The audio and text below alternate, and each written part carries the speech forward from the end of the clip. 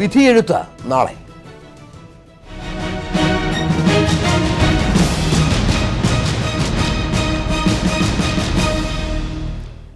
കേരളം നാളെ പോളിംഗ് ബൂത്തിലേക്ക്. കനത്ത സുരക്ഷയിലാണ് കേരളം നാളെ വിധി എഴുതുന്നത്.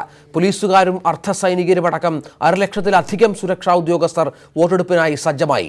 ഏറ്റവും അധികം പ്രശ്നബാധിത ബൂത്തുകൾ കണ്ണൂർ മണ്ഡലത്തിലാണ്. കൊട്ടിക്കലാശം സംഘർഷത്തിൽ കലാശിച്ചതിനാൽ മുൻപൊന്നുമില്ലാത്ത ജാഗ്രതയിലാണ് വിധിയെഴുത്തിന് കേരളം തയ്യാറെടുക്കുന്നത്. 58,138 ഉദ്യോഗസ്ഥരെ വിവിധയിടങ്ങളിലായി വിന്യസിച്ചു. 240 ഡിവൈഎസ്പിമാർക്കാണ് സുരക്ഷാ ചുമതല വീതിച്ച് നൽകിയത്. കർണാടകവും തമിഴ്നാടും അടക്കം അയൽ സംസ്ഥാനങ്ങളിൽ നിന്ന് പോലീസുകാർ സുരക്ഷയ്ക്കായെത്തി. സംസ്ഥാനത്ത് ഏറ്റവും അധികം പ്രശ്നബാധിത ബൂത്തുകളുള്ളത് കണ്ണൂരിലാണ്. ഇവിടെ സേന റൂട്ട് മാർച്ച് നടത്തി. കണ്ണൂരിൽ ആകെയുള്ള 1857 പോളിംഗ് സ്റ്റേഷനുകളിൽ 1454 എണ്ണം പ്രശ്നബാധിത ബൂത്തുകളാണ്. ഇതിൽ തന്നെ 375 അതീവ ജാഗ്രതയുണ്ട്. തമിഴ്നാട്ടിൽ നിന്ന് 2000 പോലീസുകാർ, കർണാടകത്തിൽ നിന്ന് 1000 പോലീസുകാർ എന്നിവരെ വിന്യസിച്ചു കഴിഞ്ഞു. പ്രശ്നബാധിതയുള്ള മേഖലകളിൽ ഡെപ്യൂട്ടി തഹസിൽദാരുടെ റാങ്കിലുള്ള ഉദ്യോഗസ്ഥന്റെ നേതൃത്വത്തിലാണ് മേൽനോട്ടം. വീഡിയോ പകർത്താനുള്ള സംവിധാനവും ഏർപ്പെടുത്തിയിട്ടുണ്ട്. വോട്ടർമാർക്ക് നിർഭയമായി സമ്മതിദാനാവകാശം രേഖപ്പെടുത്താൻ കനത്ത സുരക്ഷയാണ് കണ്ണൂരിലെങ്ങും ഒരുക്കിയിരിക്കുന്നത്. ക്യാമറാമാൻ സുമേഷ് മൊറാഴയ്ക്കൊപ്പം അശ്വിൻ വല്ലത്ത്, ന്യൂസ് 18. കേരളം ബൂത്തിലെത്താൻ മണിക്കൂറുകൾ മാത്രം ശേഷിക്കെ തികഞ്ഞ ആത്മവിശ്വാസത്തിലാണ് എല്ലാ സ്ഥാനാർത്ഥികളും. കാണാം അവരുടെ പ്രതികരണങ്ങൾ. വിജയം നമ്മളുടെ ആയിരിക്കും. കഴിഞ്ഞ തവണയും കാലത്ത് വലിയ ഭൂരിപക്ഷം ഉണ്ടാവും. നല്ല ഭൂരിപക്ഷത്തിൽ ഞാൻ ജയിക്കുക, പ്രതീക്ഷയല്ല, ജയിക്കുക. യാതൊരു വിധത്തിലുള്ള അടിയൊഴുക്കുകളും ഭയപ്പെടാൻ തക്ക വിധത്തിൽ ഉണ്ടെന്ന് എനിക്ക് തോന്നുന്നില്ല.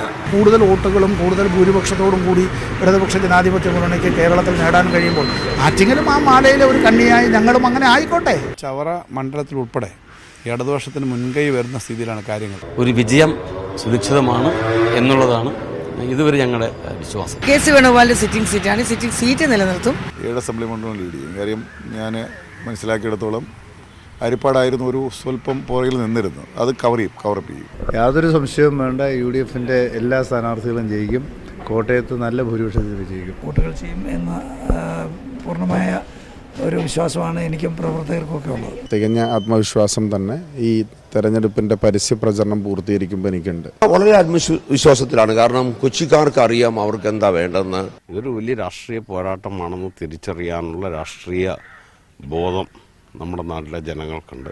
വളരെ ആത്മവിശ്വാസത്തിലാണ്. താഴെ തലത്തിലുള്ള ജനങ്ങൾ വളരെയേറെ UDF വരണമെന്നുള്ള അമിതമായ ആവേശം ആഗ്രഹത്തിലുമാണ്. അതിന്റെ പ്രതിഫലനം എല്ലായിടത്തും കാണാം. നിഷ്പക്ഷമതികളുടെ വോട്ടായിരിക്കും എൻ്റെ മാർജിൻ. ഉയർന്ന ഭൂരിപക്ഷത്തിലായിരിക്കും ഈ തെരഞ്ഞെടുപ്പിൽ ഇടതുപക്ഷ ജനാധിപത്യ മുന്നണി ആലത്തൂരിൽ ചരിത്ര വിജയം കുറിക്കുന്നത്. ഈ തെരഞ്ഞെടുപ്പിൻ്റെ പ്രചരണ പ്രവർത്തനം മാത്രമല്ല, കഴിഞ്ഞ 10 കൊല്ലം MP എന്ന നിലയിൽ നടത്തിയിട്ടുള്ള പ്രവർത്തനത്തിൻ്റെ കൂടി ആത്മവിശ്വാസത്തിലാണ് നിൽക്കുന്നത്. ജനങ്ങളുടെ പിന്തുണ കണ്ടിട്ടുള്ള ആത്മവിശ്വാസമാണ് ഇത്. വെറുതെ അല്ല. പാലക്കാട് ഇത്തവണ UDF തിരിച്ചു പിടിച്ചിരിക്കും. ഡൽഹിയിലേക്ക് ഞങ്ങളെ കൊണ്ടുപോകണം എന്നുള്ള രീതിയിലാണ് ആളുകൾ ഇങ്ങോട്ട്. ജനറലായിട്ട് തന്നെ UDFന് ഭൂരിപക്ഷം കൂടുന്ന സാഹചര്യമുണ്ട്. ആ കൂടുതൽ മലപ്പുറത്തും ഉണ്ടാവും. മാനസികമായി ഇടതുപക്ഷത്തിൻ്റെ ഒരു വിജയം മലപ്പുറം അംഗീകരിച്ച് കഴിഞ്ഞിട്ടുണ്ട്.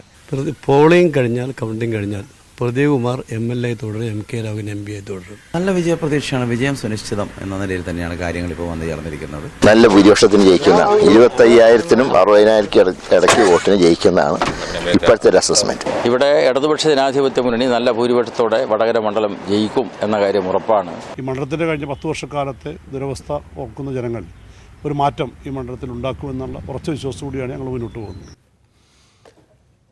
2,61,00,000 വോട്ടർമാരാണ് രാജ്യഭരണം തീരുമാനിക്കാൻ കേരളത്തിൽ വിധി എഴുതുന്നത്. വോട്ടെടുപ്പിനുള്ള തെരഞ്ഞെടുപ്പ് കമ്മീഷന്റെ തയ്യാറെടുപ്പുകൾ പൂർത്തിയായി. വോട്ടിംഗ് മെഷീൻ ഉൾപ്പെടെയുള്ള പോളിംഗ് സാമഗ്രികൾ ബൂത്തുകളിൽ എത്തിച്ചു. തിരുവനന്തപുരത്ത് നിന്ന് R. കിരൺ ബാബു, കൊച്ചിയിൽ നിന്ന് ഡാനി പോൾ, കോഴിക്കോട്ട് നിന്ന് മുഹമ്മദ് ഷഹീദ് എന്നിവർ ചേരുന്നു ഏറ്റവും പുതിയ വിവരങ്ങളുമായി. ആദ്യം കിരൺ ബാബുവിലേക്ക് പോയാൽ, കിരൺ, പ്രവചനാതീതമായ മണ്ഡലങ്ങൾ തെക്കൻ കേരളത്തിന്റെ പ്രത്യേകത എന്ന് പറയാവുന്ന അതുതന്നെയാണ്. നിരവധി വിഷയങ്ങൾ തെരഞ്ഞെടുപ്പുകളിൽ മുന്നണികൾ ജനങ്ങൾക്ക് മുന്നിലെത്തിച്ചു. രാഷ്ട്രീയത്തിനപ്പുറം മറ്റു പല വിഷയങ്ങളിലേക്കും ആരോപണങ്ങളും പ്രത്യാരോപണങ്ങളും ഒക്കെ പോയി. എന്താണ് പുതിയ സാഹചര്യം? ഏതെങ്കിലും മണ്ഡലത്തിൽ കൃത്യമായ ഒരാൾ വിജയിക്കുമെന്ന് പറയാൻ പറ്റാത്ത മണ്ഡലങ്ങൾ തന്നെയല്ലേ തെക്കൻ കേരളത്തിലുള്ളത്?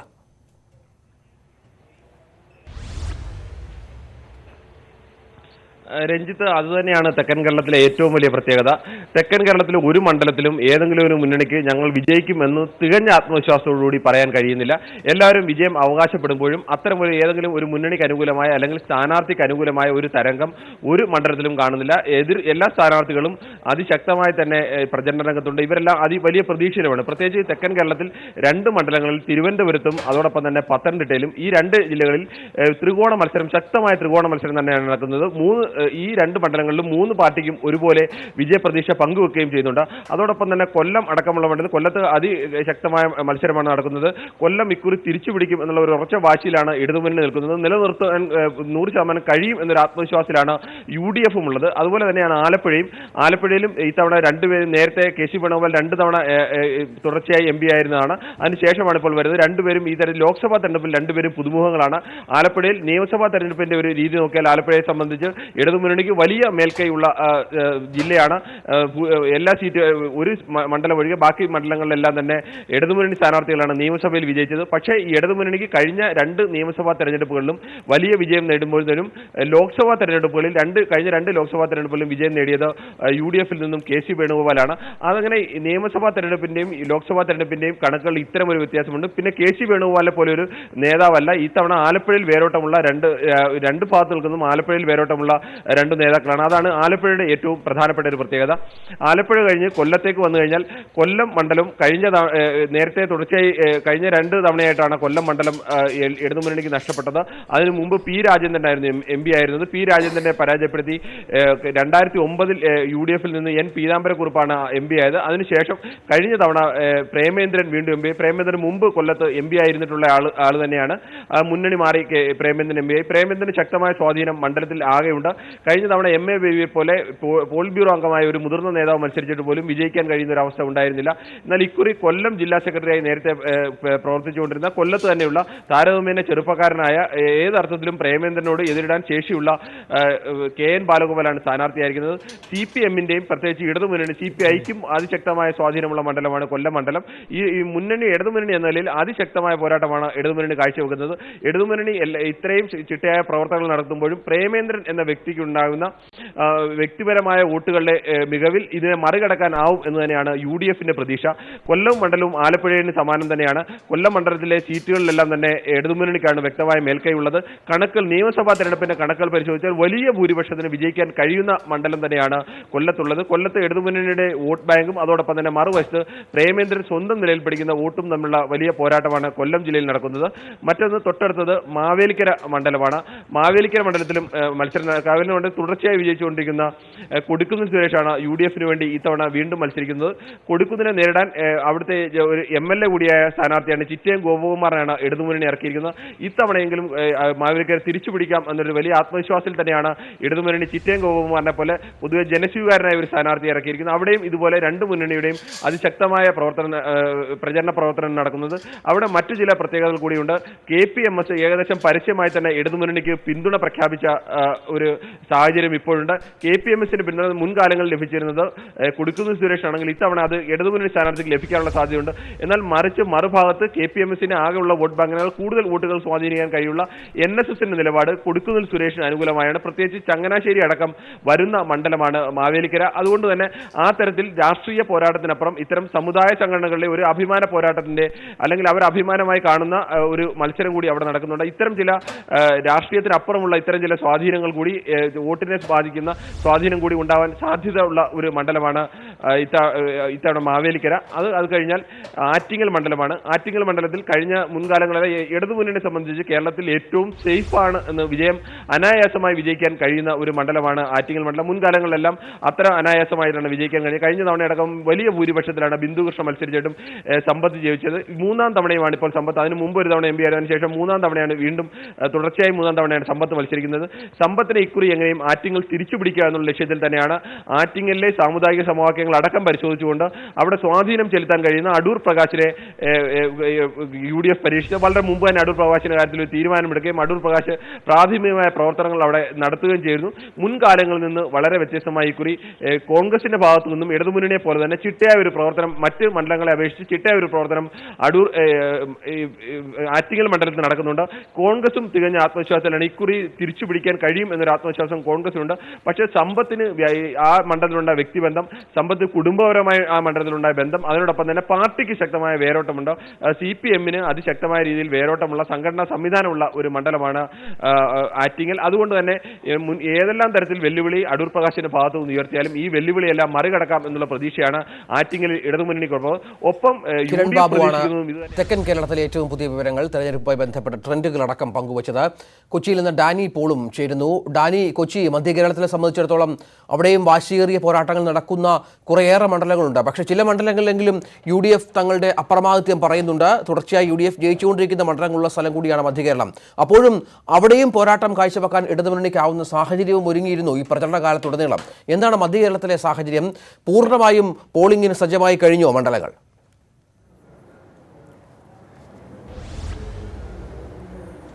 രഞ്ജിത, പോളിംഗിന് വേണ്ട എല്ലാവിധ ഒരുക്കങ്ങളും തന്നെ പ്രാഥമികമായി പറയുകയാണെങ്കിൽ പൂർത്തിയാക്കി കഴിഞ്ഞു. സാമഗ്രികളുടെ വിതരണം, അതോടൊപ്പം തന്നെ പോളിംഗ് സ്റ്റേഷനുടെ തയ്യാറെടുപ്പുകൾ, പോലീസ് സേനയുടെ വിന്യാസം, അങ്ങനെ ഇത്തരത്തിലുള്ള പ്രാഥമികമായ എല്ലാവിധ തയ്യാറെടുപ്പുകളും തന്നെ പൂർത്തിയായിരിക്കുന്നു. നാളെ പോളിംഗ് ബൂത്തുകളിലേക്ക് കൂടുതൽ പേരെ എത്തിക്കുക എന്ന വലിയൊരു കടമയിൽ തന്നെ വളരെ നിതാന്ത ജാഗ്രത പുലർത്തിക്കൊണ്ട് തന്നെ ജില്ലാ ഭരണകൂടം, അതോടൊപ്പം തന്നെ ബന്ധപ്പെട്ട രാഷ്ട്രീയ പാർട്ടികൾ ഇവരെല്ലാം തന്നെയും പ്രവർത്തിക്കുന്നു. നേരത്തെ രഞ്ജിത്ത് സൂചിപ്പിച്ചതുപോലെ തന്നെ വളരെ ശക്തിയേറിയൊരു പോരാട്ടം നടക്കുന്ന ഇടമായി മധ്യ കേരളം മാറിക്കഴിഞ്ഞിരിക്കുന്നു. മധ്യ കേരളത്തിൽ LDF-ഉം UDF-ഉം ബലാബലം നിൽക്കുന്ന ഒരു കാഴ്ചയിൽ നിന്നാണ് ഇപ്പോൾ വലിയ പോരാട്ടത്തിലേക്ക് വരുന്നത്. 3 മണ്ഡലങ്ങളിൽ വീതം ഇരുവരും പകുത്തെടുക്കുമ്പോൾ ഇക്കുറി അത് തങ്ങളുടേതായി ഒരു സീറ്റെങ്കിലും കൂടുതലായി നേടാൻ കഴിയുമെന്നൊരു വലിയ വിശ്വാസത്തിൽ തന്നെയാണ് ഇക്കുറി സ്ഥാനാർത്ഥി നിർണയം അടക്കമുള്ള കാര്യങ്ങൾ ഉണ്ടായിരിക്കുന്നത്. എറണാകുളം മണ്ഡലത്തെക്കുറിച്ച് സവിശേഷമായി തന്നെ പറയുകയാണെങ്കിൽ സ്ഥാനാർത്ഥി നിർണയം വളരെ വേഗത്തിൽ തന്നെ LDF നടത്തുകയും വളരെ മുന്നോട്ട് പോവുകയും ചെയ്തിരിക്കുന്നു.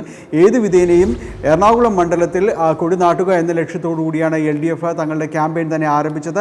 അവർ ഏറ്റവും നല്ല ഒരു സ്ഥാനാർത്ഥിയെ നിർത്തിക്കൊണ്ട് അവർ അതിന് മുൻതൂക്കം ആദ്യഘട്ടത്തിൽ വന്നിരുന്നെങ്കിലും പിന്നീട് എറണാകുളം മണ്ഡലത്തിലെ തന്നെ സിറ്റിംഗ് MLA ആയ ഹൈബീഡിനെ മുന്നിൽ നിർത്തിക്കൊണ്ട് വലിയൊരു ശക്തമായൊരു പോരാട്ടത്തിന് മുഖാമുഖം നിൽക്കുവാൻ UDF-ന് കഴിഞ്ഞു എന്നതാണ് വാസ്തവം. വളരെ ശക്തിയേറിയൊരു പോരാട്ടമാണ് എറണാകുളം മണ്ഡലത്തിൽ നടക്കുന്നത്. അതോടൊപ്പം തന്നെ NDAയുടെ സ്ഥാനാർത്ഥിയായ BJP-യുടെ അൽഫോൺസ് കണ്ണന്താനം കേന്ദ്രമന്ത്രി കൂടി എത്തിയതോടെ വളരെ ശക്തമായ പോരാട്ടം നടക്കുന്നു. പ്രത്യേകിച്ച് ലത്തീൻ സമുദായത്തിന് ഭൂരിപക്ഷമുള്ള ഒരു മണ്ഡലം കൂടിയാണെന്ന് എടുത്തു പറയേണ്ടിയിരിക്കുന്നു. അതുകൊണ്ട് ജാതി സമവാക്യങ്ങൾ അടക്കം നിർണായകമാകുന്നു. അതോടൊപ്പം തന്നെ സ്ഥാനാർത്ഥികളുടെ വ്യക്തിഗത ബന്ധങ്ങൾ കൂടി നിർണായകമാകുന്ന അതുകൂടി മാറ്റുരച്ചു നോക്കുന്ന ഒരു ഘട്ടം കൂടിയാകുന്നു. അതുകൊണ്ട് തന്നെ ഈ വോട്ടുകളെല്ലാം തന്നെ വളരെ നിർണായകമാകുമെന്ന് തന്നെയാണ് പ്രതീക്ഷിക്കപ്പെടുന്നത്. ചാലക്കുടി മണ്ഡലത്തിലും ഇക്കുറി വളരെ ശക്തമായ ഒരു പോരാട്ടം നടക്കുന്നു. സിറ്റിംഗ് MP ഇന്നസെൻ്റ് തന്നെ LDF-ന് വേണ്ടി വീണ്ടും വോട്ട് ചോദിച്ചെത്തുമ്പോൾ അതിനെ നേരിടുവാൻ വളരെ പരിചയസമ്പന്നനായ ഒരു ക്യാമ്പയിനർ തന്നെയാണ് നേരിടുന്നത്. UDF കൺവീനർ കൂടിയായ ബെന്നി ബെഹനാൻ അദ്ദേഹത്തെ നേരിടുന്നു. ഒപ്പം BJP-യുടെ AN രാധാകൃഷ്ണൻ, സംസ്ഥാന ജനറൽ സെക്രട്ടറി കൂടിയായ രാധാകൃഷ്ണൻ കൂടി ഇവിടേക്ക് എത്തുമ്പോൾ ഇത് പരിചയസമ്പന്നൊരു പോരാട്ടത്തിൻ്റെ വേദിയായി ചാലക്കുടി മണ്ഡലം മാറുന്നു. അങ്ങനെ ഈ രീതിയിൽ മത്സരം കടുക്കുമ്പോൾ തൃശ്ശൂരിൽ ഏറ്റവും അവസാനമായി BJP രംഗത്തിറക്കിയിരിക്കുന്നത് ചലച്ചിത്ര നടൻ കൂടിയായ സുരേഷ് ഗോപിയാണ്. സിറ്റിംഗ് രാജ്യസഭാ അംഗം കൂടി ഇറക്കുമ്പോൾ അവിടെ നിലവിലുള്ള ഒരു മത്സരത്തിൻ്റെ ഒരു ക്രമം അത് സുരേഷ് ഗോപി കൂടി എത്തിയതോടുകൂടി തന്നെ അത് വാശിയേറിയൊരു പോരാട്ടത്തിൻ്റെ ഒരിടമായി മാറ്റിയെടുക്കാൻ BJP-ക്ക് കഴിഞ്ഞു. എന്തായാലും അവിടെയും വാശിയേറിയ പോരാട്ടം തന്നെ നടക്കും എന്ന് തന്നെയാണ് നമ്മൾ പ്രതീക്ഷിക്കപ്പെടുന്നത്. തിരിച്ചിങ്ങോട്ട് വരികയാണെങ്കിൽ ആലപ്പുഴയിലും അതുപോലെ തന്നെ വാശിയേറിയൊരു പോരാട്ടത്തിലേക്ക് തന്നെ കാര്യങ്ങൾ മാറുന്നു. ആ സിറ്റിംഗ് ആരിഫ് MLA അദ്ദേഹം ലോക്സഭയിലേക്ക് മത്സരിക്കുന്നു. ഷാനിമോൾ ഉസ്മാൻ അദ്ദേഹത്തെ എതിരിടാനെത്തുന്നു. KS രാധാകൃഷ്ണൻ എന്ന BJP-യിലേക്ക് കടന്നു വന്ന സാംസ്കാരികതയുടെ മുഖമായി അടയാളപ്പെടുത്തിക്കൊണ്ട് KS രാധാകൃഷ്ണൻ വരുന്നു. അങ്ങനെ അവിടെയും ഒരു നല്ല പോരാട്ടത്തിൻ്റെ വേദിയായി അവിടെയും മാറുന്നു. ഇടുക്കി ജില്ല ഏത് വിധേയനെയും മലമുകളിലെ തങ്ങളുടെ ആധിപത്യം ഉറപ്പിക്കാൻ LDF ശ്രമിക്കുന്നു. ജോയ്സ് ജോർജ് അദ്ദേഹത്തെ അവിടെ വീണ്ടും മത്സരിപ്പിക്കുമ്പോൾ ഡീൻ കുര്യാക്കോസ് വീണ്ടും ഊഴം തേടുന്നു. അവിടെയും ഒരു നല്ല പോരാട്ടം പോരാട്ടത്തിൻ്റെ ഒരു ഇടമായിട്ട് അവിടെ മാറുന്നു. ഏതായാലും തോട്ടം തൊഴിലാളികളുടെ അടക്കമുള്ള ഒരു വോട്ട് വളരെ നിർണായകമാകുന്ന സ്ഥലം, ഒരു തൊഴിലാളി സമൂഹം തങ്ങളുടെ അടയാളപ്പെടുത്തലുകൾ കൊണ്ട് ശ്രദ്ധേയമായൊരു മണ്ഡലം കൂടിയാണ് ഇടുക്കി ജില്ല. അതുകൊണ്ട് തന്നെ ഈ മേഖലയിലുള്ള തങ്ങളുടെ സ്വാധീനം, തങ്ങളുടെ അപ്രമാദിത്വം ഒന്നുകൂടി അടിവരയിടാൻ കഴിയുമെന്നൊരു വിശ്വാസം LDFിനുണ്ട്. കോട്ടയം ജില്ലയിൽ KM മാണിയുടെ നിര്യാണത്തോടുകൂടി തന്നെ അവിടെ അദ്ദേഹത്തിന് അനുകൂലമായ ചിന്തകൾ അതിൽ നിന്ന് ഉറവിടുമെന്നൊരു പ്രതീക്ഷ കോൺഗ്രസിന് പ്രത്യേകിച്ച് UDF ക്യാമ്പുകൾക്കുണ്ട്.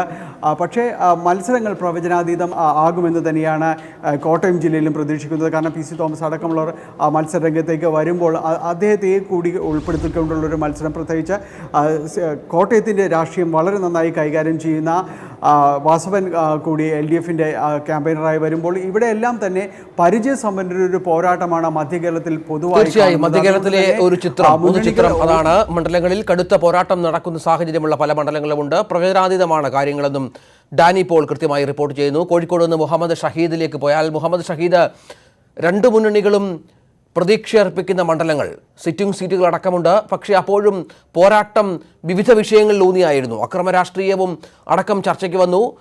സ്ഥാനാർത്ഥികളുടെ മികവുമൊക്കെ ചർച്ചയ്ക്ക് വന്ന മണ്ഡലങ്ങൾ, രാഹുൽ ഗാന്ധി മത്സരിക്കുന്ന വയനാട് പോലെയുള്ള സ്ഥലങ്ങളൊക്കെയുള്ള പ്രദേശം, അവിടെ പോരാട്ടം കനക്കുന്നു.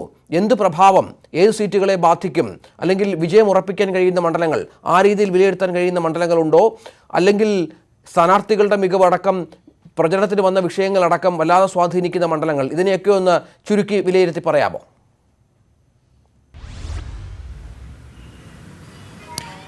രഞ്ജിത്ത്, വടക്കൻ കേരളം എടുത്ത് പരിശോധിച്ചാൽ അതിൻ്റെ ഒരു പൊതു രാഷ്ട്രീയം പറയുകയാണെങ്കിൽ ദേശീയ രാഷ്ട്രീയത്തിലെ പ്രത്യേക സാഹചര്യം, രാഹുൽ ഗാന്ധിയുടെ കേരളത്തിലേക്കുള്ള കടന്നുവരവ്, ഇത് രണ്ടും ഉണ്ടാക്കിയ ന്യൂനപക്ഷ വോട്ടുകൾ ഉണ്ടാക്കിയിരിക്കുന്ന ധ്രുവീകരണം, UDF അനുകൂലമായൊരു ധ്രുവീകരണം ഉണ്ടായെന്ന് പൊതു വിലയിരുത്തൽ ഉണ്ട് എന്നുള്ള സാഹചര്യമുണ്ട്. മറ്റൊന്ന് വിശ്വാസികളുടെ വോട്ട്, പ്രത്യേകിച്ചും വടക്കൻ കേരളത്തിൽ BJP പ്രചാരണ രംഗത്ത് നിർജ്ജീവമായ അല്ലെങ്കിൽ വേണ്ടത്ര സജീവമല്ലാത്തൊരു സാഹചര്യം ഉണ്ടായിരുന്നു.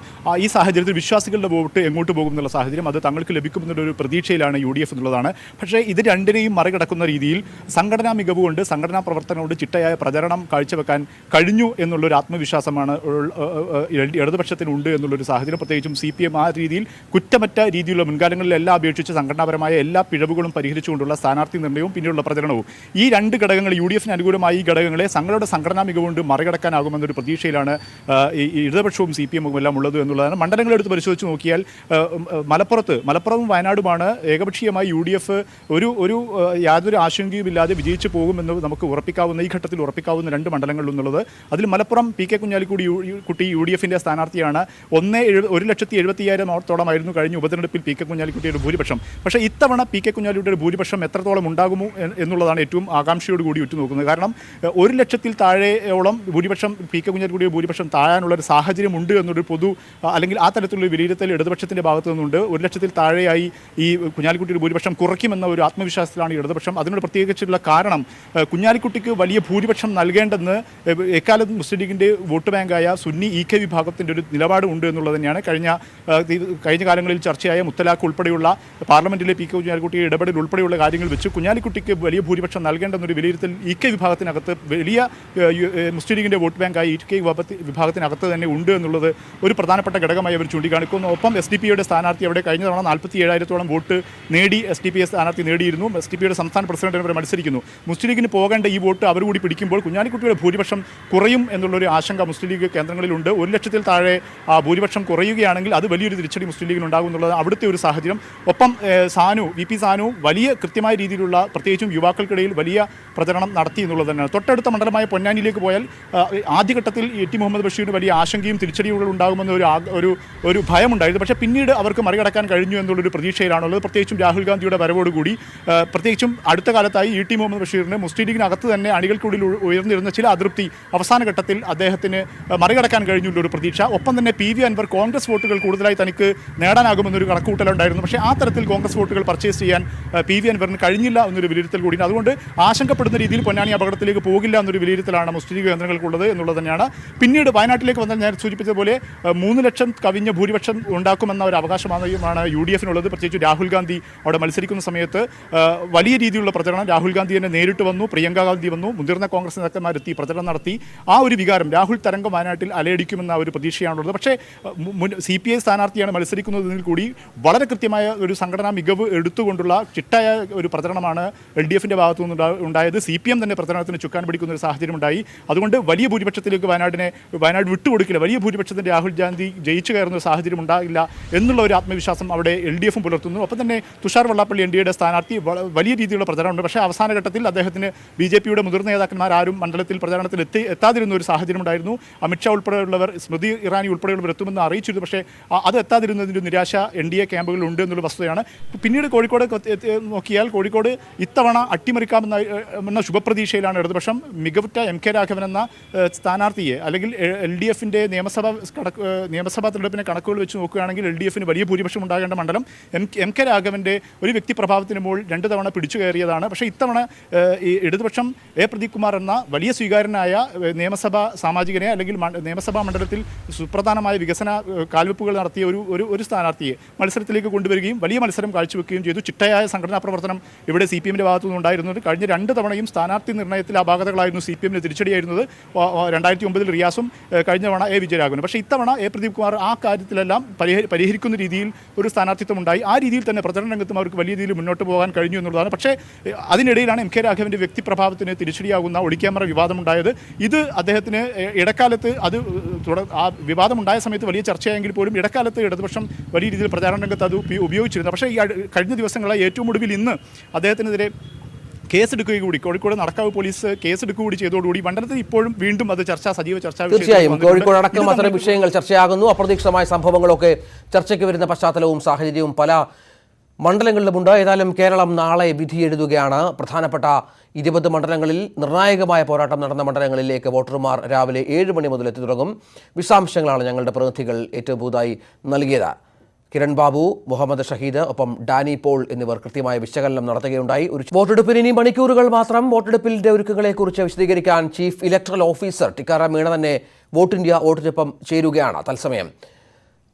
സർ, വളരെ സജീവമായ ഒരു തെരഞ്ഞെടുപ്പ് നാളുകളായിരുന്നു താങ്കൾക്ക്. ഒരുപാട് വിഷയങ്ങളിൽ ഇടപെട്ടു, ഒരുപാട് നടപടികളുമായി ബന്ധപ്പെട്ട കാര്യങ്ങൾ ചർച്ച ചെയ്തു. സംസ്ഥാന ചീഫ് ഇലക്ടറൽ ഓഫീസർ എന്ന നിലയിൽ താങ്കൾ അവസാനവട്ട ഒരുക്കങ്ങളെ എങ്ങനെ വിലയിരുത്തുന്നു? ഞങ്ങൾ 100% സജ്ജമാണ്. 24,970 പോളിംഗ് ബൂത്തിൽ അതാത് ജില്ലകളിലെ എല്ലാ റിട്ടേണിംഗ് ഓഫീസർമാർ, ഡിസ്ട്രിക്ട് കളക്ടർമാർ, അവിടുത്തെ പോലീസ് സംവിധാനം എല്ലാം വളരെ ശക്തമായിട്ടുള്ള ഏർപ്പാട് അവിടെ ചെയ്തിട്ടുണ്ട്. സ്വതന്ത്രവും നീതിപൂർവ്വവും നിഷ്പക്ഷ ഭയമില്ലാത്ത രീതിയിൽ ആൾക്കാർക്ക് അവരുടെ സമ്മതിദായക അവകാശം വിനിയോഗിക്കാനുള്ള എല്ലാ ഒരുക്കങ്ങൾ പൂർത്തിയായിട്ടുണ്ട്. ഈ പറഞ്ഞതുപോലെ ഈ പ്രചരണത്തിൻ്റെ ഒരു ഉച്ചസ്ഥായി, അതിൻ്റെ ആവേശമൊക്കെ ആയിരിക്കണം. കുട്ടിക്കലാശത്തിനിടയിൽ പലയിടത്തും അക്രമ സംഭവങ്ങളുണ്ടായി. കോൺഗ്രസിൻ്റെ മുതിർന്ന നേതാവ് AK ആന്റണിയെ പോലും തടയുന്ന രീതിയിലുള്ള സാഹചര്യങ്ങൾ ഉണ്ടാകുന്ന പശ്ചാത്തലമുണ്ടായി. സംസ്ഥാനത്തുടനീളം ഈ സംഭവങ്ങൾ റിപ്പോർട്ട് ചെയ്യപ്പെട്ടു. ഇത്തരം സംഭവങ്ങൾ അഭിലഷണീയമാണോ? താങ്കൾ എങ്ങനെ കാണുന്നു ഈ സംഭവങ്ങളെ? അത് വളരെ നിർഭാഗ്യകരമാണ്. കാരണം നമ്മുടെ ശാന്തിയും സമാധാനപരമായിട്ടുള്ള ഈ പരസ്യ പ്രചാരണം ആണ് വേണ്ടത്. അത് ഉത്തരവാദിത്തപ്പെട്ട ആൾക്കാർ ഇത് ചെയ്യുമ്പോൾ അത് നമ്മുടെ ഈ പ്രക്രിയയെ പ്രതികൂലമായിട്ട് ബാധിക്കുന്ന ഒരു കാര്യമാണ്.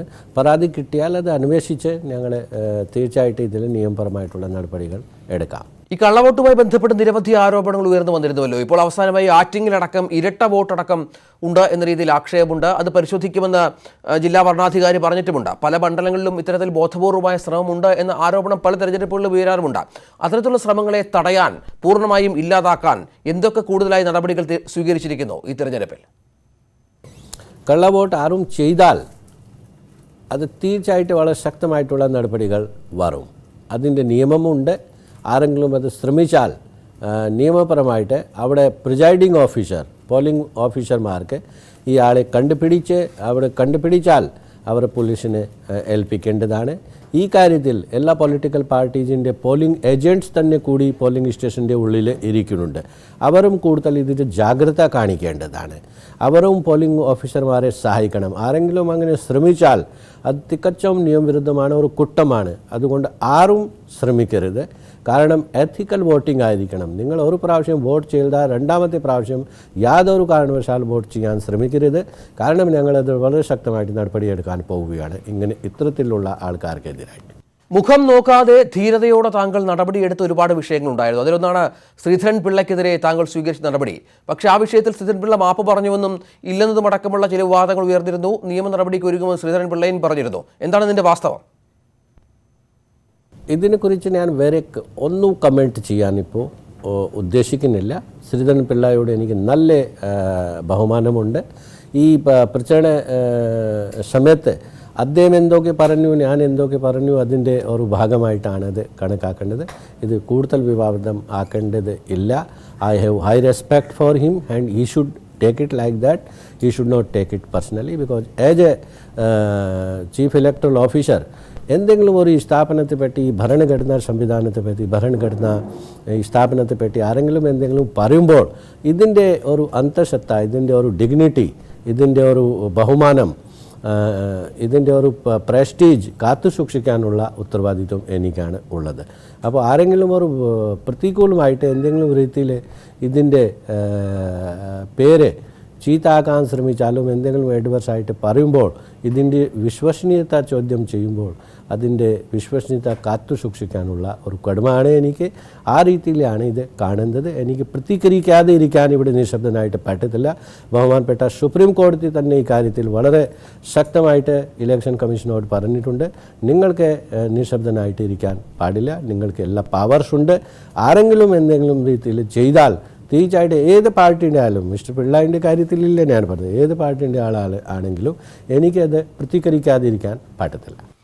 താങ്കൾ ആദ്യഘട്ടത്തിൽ തന്നെ നിർദ്ദേശം നൽകിയിരുന്നു ശബരിമല പ്രചരണ വിഷയമാക്കരുത് എന്ന രീതിയിൽ. പക്ഷേ പ്രധാനമന്ത്രി അടക്കം ഇത് വലിയ തോതിൽ പ്രചരണ വിഷയമാക്കുന്ന സാഹചര്യം നമ്മൾ കണ്ടു. പല മണ്ഡലങ്ങളിലും സ്ഥാനാർത്ഥികൾ ഏറ്റുപിടിക്കുകയും ചെയ്തു. ഇതിനെ എങ്ങനെ കാണുന്നു? അത് പൊളിറ്റിക്കൽ പാർട്ടീസ് തന്നെ അവരെ ഒരു പരിശോധന ചെയ്യേണ്ടതാണ്. സ്വയം വിമർശന വിധേയമായിട്ട് അവർ തന്നെ ഇതിൻ്റെ ഒരു പോസ്റ്റ്മോർട്ടം ചെയ്ത് എത്രത്തോളം അവർക്ക് ഏത് വിഷയം ഉന്നയിക്കാം, അത് അവർ തന്നെ ഇതിൻ്റെ അതിരുകൾ, അവർ തന്നെ സീമകൾ അവർ തന്നെ നിശ്ചയിക്കേണ്ടതാണ്.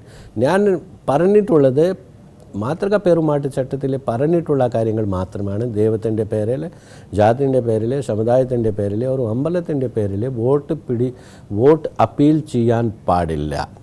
അത് ചില ആൾക്കാർക്ക് ശബരിമലയുമായി ഇത് ബന്ധിപ്പിച്ച് അങ്ങനെ ഒരു വിവാദം ഉണ്ടാക്കാൻ, ഒരു വിഷയമാക്കാനുള്ള ചിലപ്പോൾ താല്പര്യം, അമിതമായിട്ടുള്ള താല്പര്യം ഉണ്ടായിരുന്നു. അതുകൊണ്ടാണ് ഇത് കൂടുതൽ ചർച്ചാ വിഷയമായതുകൊണ്ട്.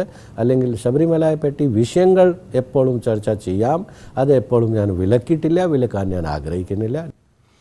ശബരിമല കർമ്മസമിതിയുടെ പേരിൽ വ്യാപകമായി പരസ്യ ബോർഡുകൾ സ്ഥാപിക്കുന്ന പശ്ചാത്തലമുണ്ടായിരുന്നു. സംഘടനയായതിനാൽ തെരഞ്ഞെടുപ്പ് കമ്മീഷൻ നടപടി സ്വീകരിക്കാനാവില്ലെന്നാണ് നിലപാടെടുത്തത് അവർ. താങ്കളുടെ പ്രതികരണം എന്താണ് ഈ വിഷയത്തിൽ? മതസംഘടനയാണെങ്കിൽ പോലും ഇത്തരം ചട്ടലംഘനത്തിനെതിരെ ചട്ടലംഘനമാണെന്ന് താങ്കൾ കരുതുന്നുണ്ടോ? ചട്ടലംഘനമാണെങ്കിൽ നടപടി ഉണ്ടാകുമോ?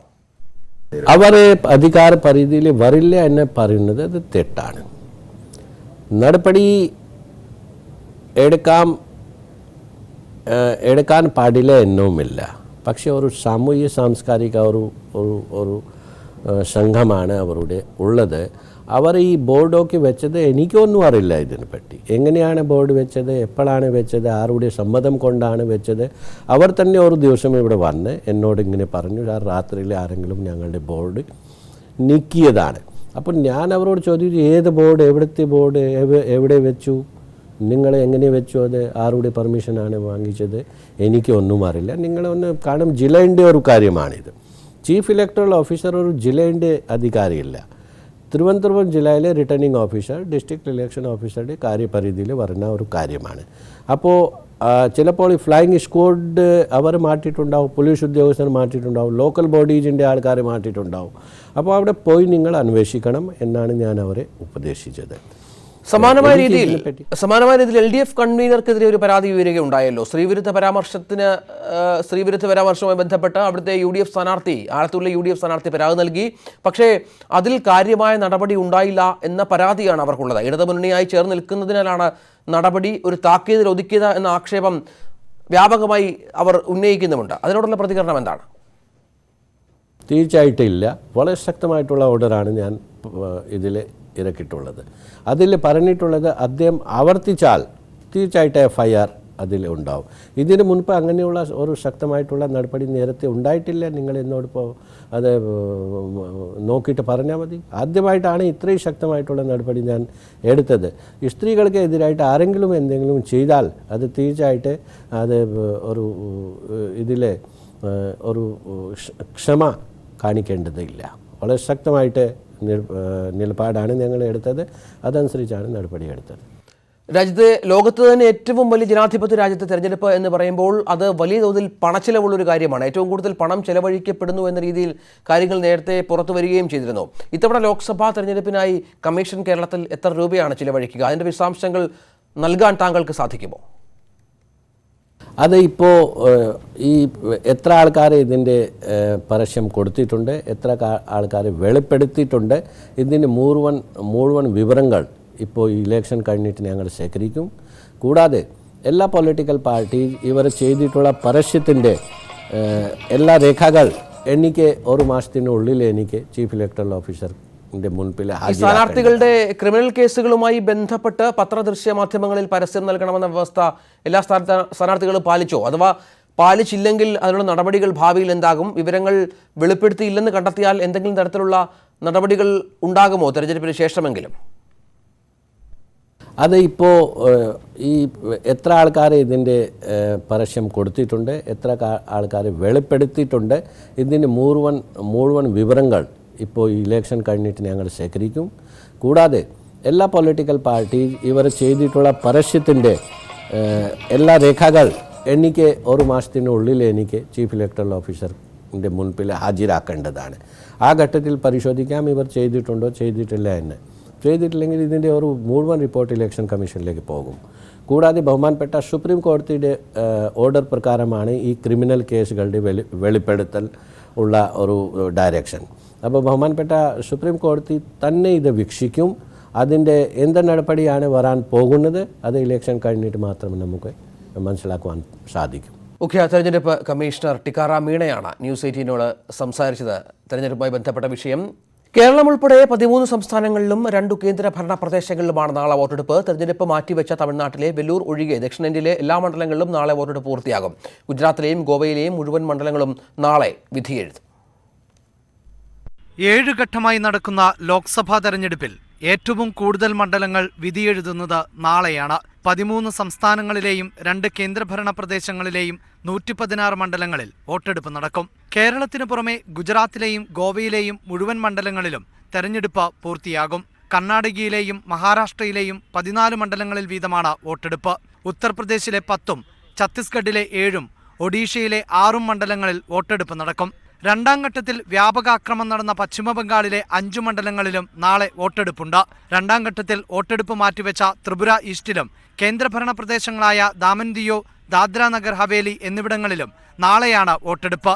ഗാന്ധിനഗറിൽ നിന്ന് ജനവിധി തേടുന്ന BJP അധ്യക്ഷൻ അമിത്ഷാ, വയനാട്ടിൽ മത്സരിക്കുന്ന കോൺഗ്രസ് അധ്യക്ഷൻ രാഹുൽ ഗാന്ധി, മെയിൻപുരിയിൽ പോരാട്ടത്തിനിറങ്ങിയ മുലായം സിംഗ് യാദവ് എന്നിവരാണ് 3ാം ഘട്ടത്തിലെ പ്രമുഖർ. മല്ലികാർജുൻ ഖാർഗെ, ശരത് യാദവ്, അസം ഖാൻ, ജയപ്രദ, വരുൺ ഗാന്ധി, അനന്ത്കുമാർ ഹെഗ്ഡെ എന്നിവരും നാളെ ജനവിധി തേടും. KP Abhilash, news 18, Delhi. അഭിലാഷ് ചേരുന്നു ഡൽഹിയിൽ നിന്ന്. അഭിലാഷ്, ഇത്തരത്തിൽ കൂടുതൽ സീറ്റുകളിൽ പോരാട്ടം നടക്കുന്ന 3ാം ഘട്ടം, BJPക്ക് കൂടുതൽ സീറ്റുകൾ ലഭിച്ച മണ്ഡലങ്ങളിൽ കൂടിയാണ് പോരാട്ടമെന്നും കണക്കുകൾ പരിശോധിച്ചാൽ കുറച്ചൊക്കെ വ്യക്തമാകുന്നുണ്ട്. എന്താണ് വിവരങ്ങൾ? എങ്ങനെ പോരാട്ടം ആവേശത്തിലായിരുന്നു? പ്രചരണ കോലാഹലങ്ങൾ, പ്രധാന നേതാക്കളൊക്കെ ഈ മണ്ഡലങ്ങളിൽ എത്തിയിരുന്നു.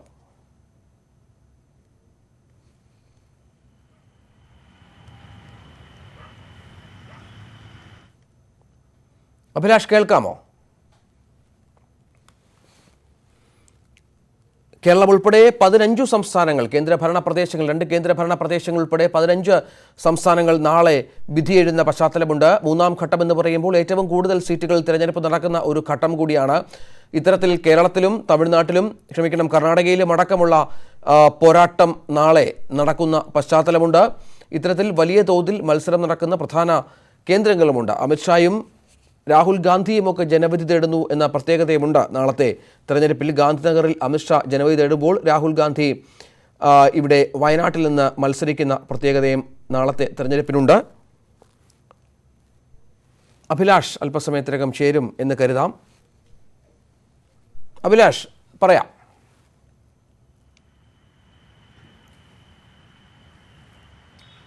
രഞ്ജിത്ത്, 7 ഘട്ടങ്ങളിലായി നടക്കുന്ന ലോക്സഭാ തെരഞ്ഞെടുപ്പിൽ ഏറ്റവും അധികം സീറ്റുകളിലേക്ക് വോട്ടെടുപ്പ് നടക്കാൻ പോകുന്നത് നാളെയാണ്. 13 സംസ്ഥാനങ്ങളിലെയും 2 കേന്ദ്രഭരണ പ്രദേശങ്ങളിലെയും 116 ലോക്സഭാ സീറ്റുകളിലേക്കാണ് നാളെ വോട്ടെടുപ്പ് നടക്കുന്നത്. കേരളത്തിലെ 20 സീറ്റുകൾക്കൊപ്പം കർണാടകത്തിലെ 14 സീറ്റുകളിൽ കൂടി നാളെ വോട്ടെടുപ്പ് നടക്കുന്നതോടെ ദക്ഷിണേന്ത്യയിലെ പൂർണ്ണമായും വോട്ടെടുപ്പ് പ്രക്രിയ പൂർത്തിയാകുന്ന സാഹചര്യമുണ്ടാകുന്നു. അവിടെ വെല്ലൂർ ലോക്സഭാ മണ്ഡലത്തിൽ നേരത്തെ DMK സ്ഥാനാർത്ഥിയുടെ വസതിയിൽ നിന്ന് കോടിക്കണക്കിന് രൂപ അനധികൃതമായ പണം പിടികൂടിയതിനെ തുടർന്ന് തെരഞ്ഞെടുപ്പ് റദ്ദാക്കിയിരുന്നു. ഈ മണ്ഡലം ഒഴിച്ചു നിർത്തിയാൽ ദക്ഷിണേന്ത്യ നാളത്തോടുകൂടി പൂർണ്ണമായും വോട്ടെടുപ്പ് പൂർത്തിയാക്കുന്ന ഒരു സാഹചര്യമാണ് ഉള്ളത്. അസമിൽ 5 ലോക്സഭാ മണ്ഡലങ്ങളിലാണ് നാളെ വോട്ടെടുപ്പ് നടക്കുന്നത്. നേരത്തെ തന്നെ വടക്കുകിഴക്കൻ സംസ്ഥാനങ്ങളിൽ അസം ഒഴികെയുള്ള സംസ്ഥാനങ്ങളിൽ വോട്ടെടുപ്പ് പൂർത്തിയായിരുന്നു. നാളെ വോട്ടെടുപ്പ് പൂർത്തിയാകുന്നതോടെ വടക്കുകിഴക്കൻ സംസ്ഥാനങ്ങളും പൂർണ്ണമായും വോട്ട് രേഖപ്പെടുത്തുന്ന സാഹചര്യമാണ് ഉണ്ടാകുന്നത്.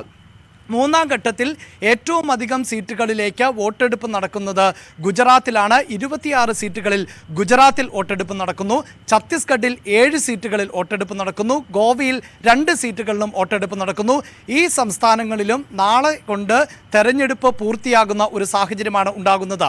മഹാരാഷ്ട്രയിലെ 14 സീറ്റുകളിലേക്ക്, ഉത്തർപ്രദേശിലെ 10 സീറ്റുകളിലേക്കും വോട്ടെടുപ്പ് നടക്കുന്നുണ്ട്. രണ്ടാം ഘട്ടത്തിൽ ത്രിപുരയിലെ വോട്ടെടുപ്പ് മാറ്റിവെച്ച സാഹചര്യമുണ്ടായിരുന്നു. ഈ മണ്ഡലത്തിലെ വോട്ടെടുപ്പും നാളെയാണ് നടക്കാൻ പോകുന്നത്.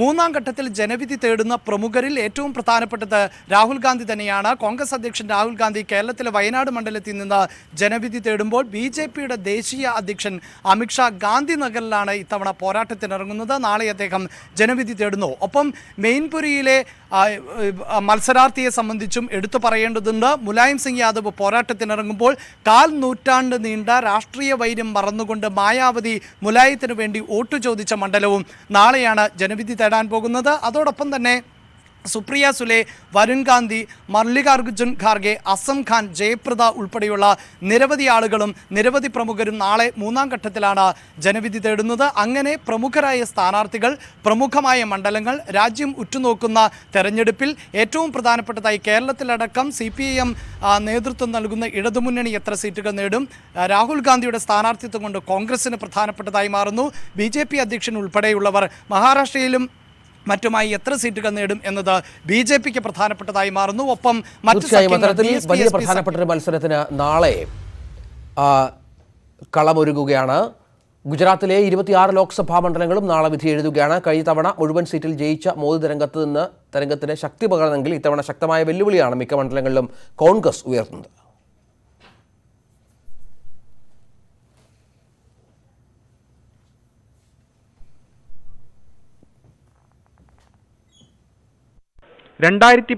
BJPക്ക് ഒറ്റയ്ക്ക് ഭൂരിപക്ഷം നേടിക്കൊടുക്കുന്നതിൽ നിർണായകമായ സംസ്ഥാനങ്ങളിലൊന്നായിരുന്നു ഗുജറാത്ത്. നാട്ടുകാരനായ മോദിയെ പ്രധാനമന്ത്രിയാക്കാനായി ഗുജറാത്ത് വോട്ട് ചെയ്തപ്പോൾ 26 സീറ്റിലും BJP ജയിച്ചു. പക്ഷേ ഇത്തവണ പലയിടത്തും വലിയ മത്സരമാണ് BJP നേരിടുന്നത്. നഗരമണ്ഡലങ്ങളിൽ BJPക്ക് പഴയ സ്വാധീനമുണ്ടെങ്കിലും ഗ്രാമീണ മേഖലകളിൽ പക്ഷേ കാര്യങ്ങൾ പഴയതുപോലെയല്ല. സൗരാഷ്ട്രയിലും വടക്കൻ ഗുജറാത്തിലുമാണ് BJP ഏറ്റവും വെല്ലുവിളി നേരിടുന്നത്. ലോക്സഭാ തെരഞ്ഞെടുപ്പിന് ശേഷം നടന്ന നിയമസഭാ തെരഞ്ഞെടുപ്പിൽ സൗരാഷ്ട്രയിൽ കോൺഗ്രസിനായിരുന്നു മേൽക്കൈ. നിലവിലെ സാഹചര്യം മുതലെടുക്കാനായി സൗരാഷ്ട്ര മേഖലയിൽ നിന്നുള്ള 5 സിറ്റിംഗ് MLAമാരെയാണ് കോൺഗ്രസ് മത്സരിപ്പിക്കുന്നത്. പട്ടീദാർ സമുദായത്തിന് ഏറെ സ്വാധീനമുള്ള വടക്കൻ ഗുജറാത്തിൽ വോട്ടുകൾ ഭിന്നിക്കുന്നതും BJPക്ക് തിരിച്ചടിയാണ്. പട്ടേൽ സമുദായ നേതാവ് ഹാർദിക് പട്ടേൽ അടുത്തിടെ കോൺഗ്രസിൽ ചേർന്നിരുന്നു. എന്നാൽ മധ്യ ഗുജറാത്തിലും തെക്കൻ ഗുജറാത്തിലും വ്യക്തമായ മേൽക്കൈ BJPക്കുണ്ട്. മോദിയുടെ നേതൃത്വത്തിൽ തന്നെ BJP തെരഞ്ഞെടുപ്പിനെ നേരിടുന്നത് കാര്യങ്ങൾ അനുകൂലമാക്കുമെന്ന പ്രതീക്ഷ പാർട്ടിക്കുണ്ട്. കാർഷിക മേഖലയിലെ പ്രതിസന്ധിയും GSTയും കോൺഗ്രസ് പ്രചാരണ വിഷയമാക്കിയപ്പോൾ ദേശീയത, ഭീകരവാദത്തിനെതിരായ പോരാട്ടം തുടങ്ങിയ വിഷയങ്ങൾ ഉന്നയിച്ചായിരുന്നു BJP വോട്ട് തേടിയത്. Election desk, news 18. Aam Aadmi പാർട്ടിയുമായുള്ള സഖ്യനീക്കം പൊളിഞ്ഞതോടെ ഡൽഹിയിൽ കോൺഗ്രസ് സ്ഥാനാർത്ഥികളെ പ്രഖ്യാപിച്ചു. PCC അധ്യക്ഷ ഷീല ദീക്ഷിത്, അജയ് മാക്കൻ എന്നിവരടക്കം 6 സീറ്റുകളിലെ സ്ഥാനാർത്ഥികളെയാണ് പ്രഖ്യാപിച്ചത്.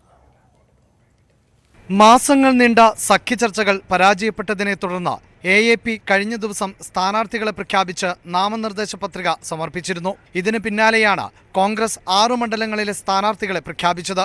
7 ലോക്സഭാ മണ്ഡലങ്ങളുള്ള ഡൽഹിയിൽ സൗത്ത് ഡൽഹിയിലെ സ്ഥാനാർത്ഥിയെ കോൺഗ്രസ് പ്രഖ്യാപിച്ചിട്ടില്ല. PCC അധ്യക്ഷ ഷീല ദീക്ഷിത് നോർത്ത് ഈസ്റ്റ് ഡൽഹിയിൽ നിന്നും മുതിർന്ന കോൺഗ്രസ് നേതാവ് അജയ് മാക്കൻ ന്യൂഡൽഹി മണ്ഡലത്തിൽ നിന്നും ജനവിധി തേടും. सोनिया जी ने, राहुल जी ने मेरे पर विश्वास रखा और मैं बेस्ट अपना फाइट करूंगी और मुझे यकीन है और विश्वास है कि जीत कर आऊंगी. ഡൽഹിയിൽ BJPക്കെതിരെ കോൺഗ്രസ് ആം ആദ്മി സഖ്യം മത്സരിക്കുമെന്നായിരുന്നു ആദ്യ സൂചനകൾ. എന്നാൽ കഴിഞ്ഞ നിയമസഭാ തെരഞ്ഞെടുപ്പിൽ കോൺഗ്രസിനെ തൂത്തുവാരിയ AAPയുമായി സഖ്യം വേണ്ടെന്ന കടുത്ത നിലപാട് ഷീല ദീക്ഷിത് വിഭാഗം സ്വീകരിച്ചു. സീറ്റ് വിഭജനത്തിൽ അവസാനവട്ട ചർച്ചകളിലും തീരുമാനമാകാതിരുന്നതോടെ ആം ആദ്മി പാർട്ടി സ്ഥാനാർത്ഥികളെ പ്രഖ്യാപിക്കുകയായിരുന്നു. KP Abhilash, news 18, Delhi. ഒളിക്യാമറ വിവാദത്തിൽ കോഴിക്കോട് UDF സ്ഥാനാർത്ഥി MK രാഘവനെതിരെ കേസെടുത്തു. അഴിമതി നിരോധന നിയമപ്രകാരം കോഴിക്കോട് നടക്കിയ പോലീസാണ് കേസെടുത്തത്. കേസെടുക്കാമെന്ന് ഡയറക്ടർ ജനറൽ ഓഫ് പ്രോസിക്യൂഷന്റെ നിയമോപദേശത്തിന്റെ അടിസ്ഥാനത്തിലാണ് നടപടി. പ്രാഥമിക അന്വേഷണത്തിൽ CPM ഗൂഢാലോചനയാണെന്ന വാദം ശരിയല്ലെന്ന് കണ്ടെത്തിയിരുന്നു. രാഘവന്റെ മൊഴിയും വീഡിയോ ദൃശ്യങ്ങളും തമ്മിൽ വൈരുദ്ധ്യമുണ്ടെന്നും ആരോപണം തെളിയിക്കുന്ന കാര്യങ്ങൾ രാഘവന് ഹാജരാക്കാൻ കഴിഞ്ഞില്ലെന്നും അന്വേഷണ സംഘം വിലയിരുത്തി. ഇതിൻ്റെ മറുപടി നാളെ നൽകും. റിസൾട്ട് നിങ്ങൾക്ക് മെയ് 23 രാവിലെ കേൾക്കാം. CPMും പോലീസും ഗവൺമെൻറ്റും ഒരുമിച്ച് എൻ്റെ നേരെ നടത്തുന്ന വേട്ടയാടൽ അതിന് കൃത്യമായി കോഴിക്കോട്ടെ പ്രബുദ്ധരാജനങ്ങൾ മറുപടി പറയും. അടുത്ത ലോക്സഭാ തെരഞ്ഞെടുപ്പിന് പോളിംഗ് ബൂത്ത് ഉണ്ടാകുമോ എന്ന് സംശയിക്കപ്പെടുന്ന ഒരു ഗ്രാമമുണ്ട് വയനാട്ടിൽ. തമിഴ്നാടിനോട് അതിർത്തി പങ്കിടുന്ന നൂൽപ്പുഴ പഞ്ചായത്തിൽ വനത്തിനുള്ളിലാണ് ഈ ഗ്രാമം. വന്യമൃഗശല്യം ജീവിതത്തെ ബാധിച്ചതിനാൽ കുടിയൊഴിയുന്നവരുടെ എണ്ണം ഇവിടെ കൂടി വരികയാണ്. പൂർണ്ണമായും വനത്താൽ ചുറ്റപ്പെട്ട ഒരു ഗ്രാമമുണ്ട്. മുത്തങ്ങ വന്യജീവി സങ്കേതത്തിനുള്ളിലെ ചെട്ടിയാലത്തൂർ. അവിടെ ഒരു പോളിംഗ് ബൂത്തുണ്ട്.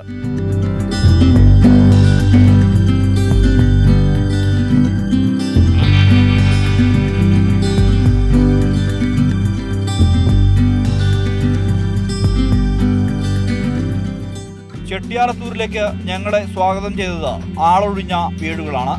പണിയർ, കാട്ടുനായ്ക്കർ എന്നീ ആദിവാസി വിഭാഗങ്ങളും തമിഴ്നാട്ടിൽ നിന്നും കുടിയേറിയ ചെട്ടിമാരും നൂറ്റാണ്ടുകളായി അധിവസിച്ചിരുന്ന മണ്ണാണിത്. കഴിഞ്ഞ ലോക്സഭാ തെരഞ്ഞെടുപ്പിൽ നിന്നും ഈ ലോക്സഭാ തെരഞ്ഞെടുപ്പിൽ എത്തി നിൽക്കുമ്പോൾ ഇവിടെ നിന്നും കുടിയൊഴിഞ്ഞ കുടുംബങ്ങൾ അനവധിയാണ്. ഇപ്പോൾ ഇവിടെ ആനശല്യം കൊണ്ടാണ് എല്ലാവരും പെട്ടെന്ന് അങ്ങനെ പോകാനുള്ള തീരുമാനം. കൊഴിഞ്ഞു പോകാൻ മെയിനായിട്ട് എനിക്ക് പറയാനുള്ളത് വികസനത്തിൻ്റെ ഒരു കുറവാണെന്ന് പറയാം. അന്നു മുതലേ ഞങ്ങൾ പറയാറുണ്ട്, വൈദ്യുതി റോഡ് ഇവിടെ എത്തുവാണെങ്കിൽ ഞങ്ങൾ ആരും പോകാൻ തയ്യാറല്ലെന്ന് പറഞ്ഞിരുന്നു. പുനരധിവാസ പദ്ധതിയെ ആശ്രയിച്ചാണ് പലരും ഈ ഗ്രാമത്തിൽ നിന്ന് യാത്രയാകുന്നത്. ഞങ്ങൾക്ക് ഇവിടുന്ന് പോകാനുള്ള താല്പര്യമൊന്നുമില്ല. പിന്നെ ജനങ്ങളും ഇവിടെ ആരും ഒരുമയില്ല. പിന്നെ വികസനങ്ങൾ ഇവിടെ കറണ്ട് റോഡ് ഉണ്ടെങ്കിൽ ഞങ്ങൾ പോകില്ലായിരുന്നു. അങ്ങനെയുള്ള എല്ലാവരും ഒരുമയുണ്ടെങ്കിൽ അങ്ങനെയുള്ള വിഷമത്തിലാണ് ഞങ്ങൾ. 19 കുട്ടികൾ മാത്രം പഠിക്കുന്ന ഈ LP സ്കൂളാണ് പോളിംഗ് ബൂത്ത്. പോളിംഗിനായുള്ള അടിസ്ഥാന സൗകര്യങ്ങൾ ഒരുങ്ങിക്കഴിഞ്ഞു. ഒരുപക്ഷെ അടുത്ത ലോക്സഭാ തെരഞ്ഞെടുപ്പിന് ഇങ്ങനെയൊരു ഗ്രാമമോ ഇതുപോലൊരു പോളിംഗ് ബൂത്തോ ഇവിടെ ഉണ്ടാകണമെന്നില്ല. കുടുംബങ്ങൾ ഒന്നൊന്നായി കുടിയൊഴിഞ്ഞു പോകുന്ന ചെട്ടിയാലത്തൂരിൽ നിന്നും ക്യാമറമാൻ നിധിനൊപ്പം സുർജിത് അയ്യപ്പത്ത്, ന്യൂസ് 18, വയനാട്. സംഘർഷ സാധ്യത കണക്കിലെടുത്ത് ആലത്തൂരിൽ സുരക്ഷ ശക്തമാക്കി. ഇന്നലെ നടന്ന അക്രമ സംഭവങ്ങളിൽ UDF സ്ഥാനാർത്ഥി രമ്യ ഹരിദാസ്, MLA-മാരായ അനിൽ അക്കര, KD പ്രസന്നൻ എന്നിവരുൾപ്പെടെ നിരവധി പേർക്ക് പരിക്കേറ്റിരുന്നു. സംഘർഷമുണ്ടായ ആലത്തൂർ, നെന്മാറ, ഗോവിന്ദാപുരം തുടങ്ങിയ കേന്ദ്രങ്ങളിലാണ് സുരക്ഷ ശക്തമാക്കിയത്. കലാശക്കൊട്ടിന് ശേഷം നടന്ന അക്രമ സംഭവങ്ങളിൽ UDF സ്ഥാനാർത്ഥി രമ്യ ഹരിദാസ് ഉൾപ്പെടെ 10ഓളം പേരാണ് വിവിധ ആശുപത്രികളിലായി ചികിത്സയിൽ ഉള്ളത്. ചികിത്സയിൽ ആയതിനാൽ രമ്യ ഹരിദാസിന് ഇന്ന് മണ്ഡലത്തിലെ പ്രവർത്തനങ്ങളിൽ ഇടപെടാൻ കഴിഞ്ഞില്ല. കോൺഗ്രസ് MLA അനിൽ അക്കര, CPM MLA KD പ്രസേനൻ എന്നിവർക്കും പരിക്കേറ്റിരുന്നു. ഗോവിന്ദാപുരം അംബേദ്കർ കോളനിയിലുണ്ടായ സംഘർഷത്തിൽ പരിക്കേറ്റ CPM കോൺഗ്രസ് പ്രവർത്തകർ ഇപ്പോഴും വിവിധ ആശുപത്രികളിലായി ചികിത്സയിലാണ്. തൃശൂർ മെഡിക്കൽ കോളേജ് ആശുപത്രിയിൽ കഴിയുന്ന CPM ഗോവിന്ദാപുരം ബ്രാഞ്ച് സെക്രട്ടറി ജയലാവുദ്ദീന്റെ നില ഗുരുതരമായി തുടരുന്നു. കണ്ടാലറിയുന്ന 600 പേർക്കെതിരെ പോലീസ് കേസെടുത്തു. അക്രമ സംഭവങ്ങളിൽ 2 മുന്നണികളും പരസ്പരം പഴിചാരുന്നത് തുടരുകയാണ്. ന്യൂസ് 18, പാലക്കാട്. വടകരയിൽ പോലീസ് പിന്തുണയോടെ CPM തെരഞ്ഞെടുപ്പ് അട്ടിമറിക്കാൻ ശ്രമിക്കുകയാണെന്ന് UDF. പോളിംഗ് സ്റ്റേഷനുകളടക്കം അക്രമം നടത്തി പോളിംഗ് സ്റ്റേഷനുകളിൽ അക്രമം നടത്തി പിടിച്ചെടുക്കാൻ നീക്കം നടക്കുകയാണെന്നാണ് ആരോപണം. തെരഞ്ഞെടുപ്പിലെ പ്രധാന വിഷയങ്ങളൊക്കെ മറച്ചുവെച്ചുള്ള പ്രചാരണമാണ് UDF നടത്തുന്നതെന്നാണ് P. ജയരാജന്റെ മറുപടി. വടകരയിൽ കൊട്ടിക്കലാശവുമായി ബന്ധപ്പെട്ടുണ്ടായ സംഘർഷത്തിൽ പോലീസ് അക്രമികൾക്കൊപ്പം നിൽക്കുകയാണെന്ന ആരോപണവുമായാണ് UDF രംഗത്തെത്തിയത്. പുറത്തുനിന്ന് വന്നവരാണ് നഗരത്തിലും വെല്യാപ്പള്ളിയിലും അക്രമത്തിന് നേതൃത്വം നൽകിയത്. മർദ്ദനത്തിൽ പരിക്കേറ്റ UDF പ്രവർത്തകരെയാണ് പോലീസ് അറസ്റ്റ് ചെയ്തത്. സംഭവം അന്വേഷിക്കാനെത്തിയ Parakkal Abdulla MLA Vadakara DYSP അപമാനിച്ചതായും UDF ആരോപിച്ചു. പരാതിയുമായി UDF സ്ഥാനാർത്ഥി K. മുരളീധരനും രംഗത്തെത്തി. അക്രമ സംഭവങ്ങൾ വളരെയധികം മോശമായിട്ടാണ് CPM പെരുമാറുന്നത്. അപ്പോൾ ഇന്നലെ നൊച്ചാട് പഞ്ചായത്തിലെ വാല്യക്കാട് എന്നുള്ള സ്ഥലത്ത് സ്ഥാനാർത്ഥിയുടെ വാഹനം തടഞ്ഞു. തിരഞ്ഞെടുപ്പിലെ കേന്ദ്ര വിഷയം മറച്ചുവെച്ചുകൊണ്ടുള്ള പ്രചരണമാണ് UDF നടത്തുന്നതെന്ന് LDF സ്ഥാനാർത്ഥി P. ജയരാജൻ ആരോപിച്ചു. UDF ആ മതനിരപേക്ഷതയ്ക്ക് വേണ്ടിയുള്ള പോരാട്ടം എന്നുള്ള കേന്ദ്ര മുദ്രാവാക്യം ഉപേക്ഷിച്ചിരിക്കുകയാണ്. അവർ CPM അക്രമം എന്നാണ് പറഞ്ഞുകൊണ്ടിരിക്കുന്നത്. സംഘർഷത്തിന്റെ പശ്ചാത്തലത്തിൽ വടകര നഗരസഭാ പരിധിയിലും ഒഞ്ചിയം, നാദാപുരം, പേരാമ്പ്ര, കുന്നുമ്മൽ ഗ്രാമപഞ്ചായത്തുകളിലും നാളെ വൈകിട്ട് 6 മുതൽ 24 രാത്രി 10 മണി വരെ ജില്ലാ കളക്ടർ നിരോധനാജ്ഞ പ്രഖ്യാപിച്ചിരിക്കുകയാണ്. ന്യൂസ് 18 കോഴിക്കോട്. വോട്ട് ചെയ്യാൻ വിദേശത്ത് നിന്നും മലയാളികളെ നാട്ടിലെത്തിച്ച മുസ്ലിം ലീഗ് ദുബായിൽ നിന്നുമുള്ള KMCC പ്രവർത്തകരെയാണ് പ്രത്യേക വിമാനത്തിൽ കരിപ്പൂരിലെത്തിച്ചത്. മുസ്ലിം ലീഗിന്റെ പ്രവാസി സംഘടനയായ KMCC-യാണ് പ്രവർത്തകരെ നാട്ടിലെത്തിക്കുന്നത്. വന്നു പോകുന്നതിന് ആവശ്യമായ ചെലവ് വഹിക്കുന്നതും സംഘടന തന്നെ. ശക്തമായ മത്സരം നടക്കുന്ന പൊന്നാനിയിലും വടകര മണ്ഡലത്തിലെയും വോട്ടർമാരെയാണ് നാട്ടിലെത്തിച്ചത്. കരിപ്പൂർ വഴി എത്തിയവരെ സ്വീകരിക്കാൻ പത്മജ വേണുഗോപാൽ ഉൾപ്പെടെയുള്ളവർ എത്തിയിരുന്നു. എനിക്ക് തോന്നുന്നു 80% വടകരയ്ക്കുള്ള ആളുകളാണ് കൂടുതലും. അപ്പോൾ വളരെ സന്തോഷത്തോടെ അവരെ സ്വീകരിക്കാൻ വേണ്ടി വന്നതാണ്. പെട്ടികളിൽ സ്ഥാനാർത്ഥികളുടെ പോസ്റ്ററുകൾ പതിച്ചും പ്രത്യേക തൊപ്പി ധരിച്ചുമാണ് വിമാനത്താവളത്തിന് പുറത്തേക്ക് പ്രവാസികൾ എത്തിയത്. മോഡിയുടെ ഭരണം മടുത്തതുകൊണ്ടാണ്.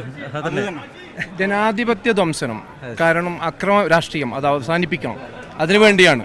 കാരണം കടാര രാഷ്ട്രീയത്തിന് അറുതി വരുത്തുക, നമ്മുടെ ഇന്ത്യയുടെ പൈതൃകവും പാരമ്പര്യവും ഒക്കെ മുറുകെ പിടിക്കുന്ന ഏറ്റവും കരുത്തനായ പ്രധാനമന്ത്രി രാഹുലിന്റെ കൈകളിൽ ഇന്ത്യയെ ഏൽപ്പിക്കാനും ഇന്ത്യയെ വീണ്ടെടുക്കാനും കൂടിയാണ് നമ്മളിവിടെ വന്നത്.